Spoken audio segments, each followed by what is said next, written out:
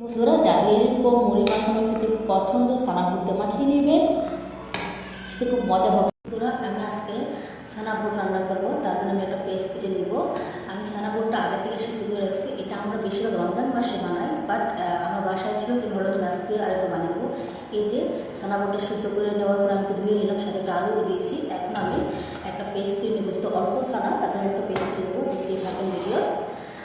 তো আমার খুব পছন্দ, আমি তো রমজান মাস চালও বানাই। আসলে আমার যখন মন চায় খেতে তখনই খেয়ে নিই, কারণ আমি রমজান মাসে অনেকগুলো কিনেছিলাম। তো এখন রয়ে গেছে, তাই ভাবলাম যে লাস্ট এইটুকু রয়েছে, তারপরে খেয়ে ফেলি, থাকতে তো নষ্ট হয়ে যাবে জিনিসটা। এই যে আমি পেস্টগুলো কেটে নিচ্ছি ছোটো করে। এখন আমার পেস্ট কাটা শেষ। এখন ছানাগুলোটা বসিয়ে দিব, সাথেই থাকুন আর দেখতেই থাকুন আমার ভিডিও। আজকে একটা ভালো ভিডিও হচ্ছে, ব্লগ আসছে ছানা বুট, হ্যাঁ, যেটা আমরা রমজান মাসে পছন্দ করি বা রমজান মাস ছাড়াও খাওয়া যায়। এই যে আমার বিস্কিটটা শেষ, এখন আমি রান্না করতে চলে যাব। বন্ধুরা, দেখতে পাচ্ছেন আমি চুলাতে তেল দিয়ে দিচ্ছি, পেঁয়াজ দিয়ে দিচ্ছি, রসুন দিয়ে দিচ্ছি, সাথে আমি আদা দেবো না, মানে মশলা খুব কম, কারণ আমার মশলাতে অ্যালার্জি আছে। অ্যালার্জি মানে আমার মশলাতে অ্যালার্জি, মশলা বেশি খাইলে আমার সমস্যা হয়, তার জন্য খুব কম দেখেন পেঁয়াজটা আমি কালার করে দিচ্ছি।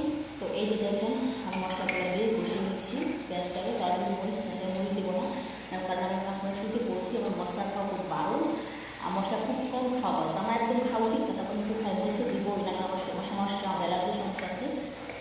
মশলা দেখে আমার খুব কষ্ট হয়, তাদের খেতে পাই না। দেখুন এখন আমি এখানে আমার সিদ্ধ রাখা বুট আলুগুলো দিয়ে দিচ্ছি। এখন এটা একটু আমি নেড়ে চেড়ে দিব। এখানে তুমি হলুদের গুঁড়ো দিচ্ছি, ধনের গুঁড়ো দিচ্ছি, মেজি মশলা দিচ্ছি, আর একটু রসুন দিচ্ছি। আপনারা জানেন মেজিটা দিলে একটু ভালো দেখেন, এটাতে সব রকম মশলা আছে, অনেকে চেনে না হয়তো। এরকম একটা মশলা দিলে যথেষ্ট হয়ে যায়। তো আমি দিয়ে দিচ্ছি, আমি এখন একটু নেড়ে চেড়ে দিতে আমি পানি দিয়ে দেবো।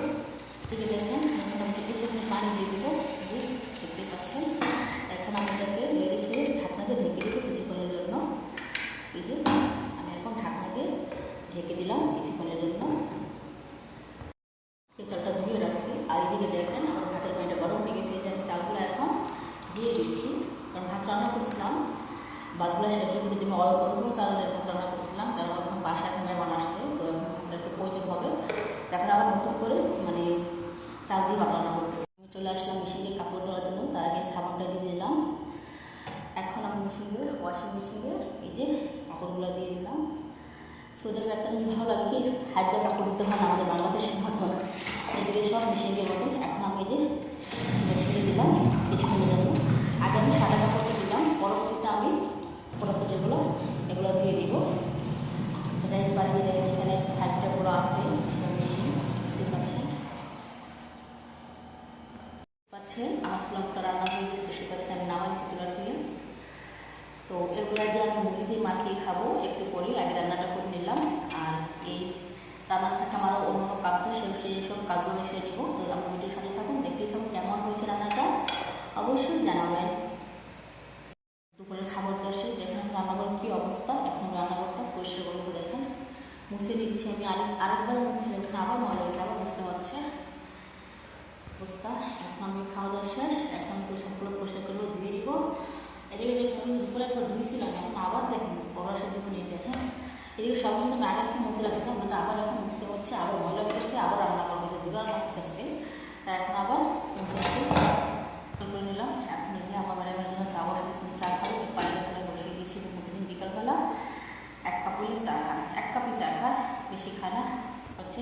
আমি এবার বসে ধুয়ে দিছি।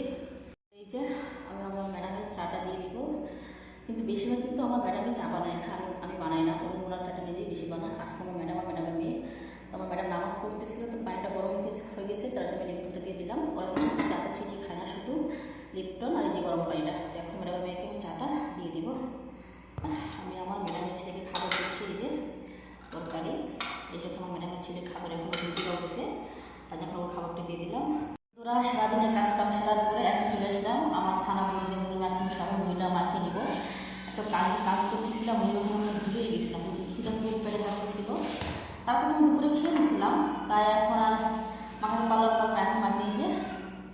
তো বন্ধুরা, আমার মুড়ি মাখানো শেষ। আজকের ব্লগটা এই পর্যন্ত। ভিডিওটা যাদের এরকম মুড়ি মাখানো খেতে পছন্দ অবশ্যই তারা বানিয়ে নেবেন আর খেয়ে নেবেন। আজকে আজকে আমি অনেক মজা করে মুড়ি মাখানো খেয়েছি। এই যে বন্ধুরা যাদের এরকম মুড়ি মাখানো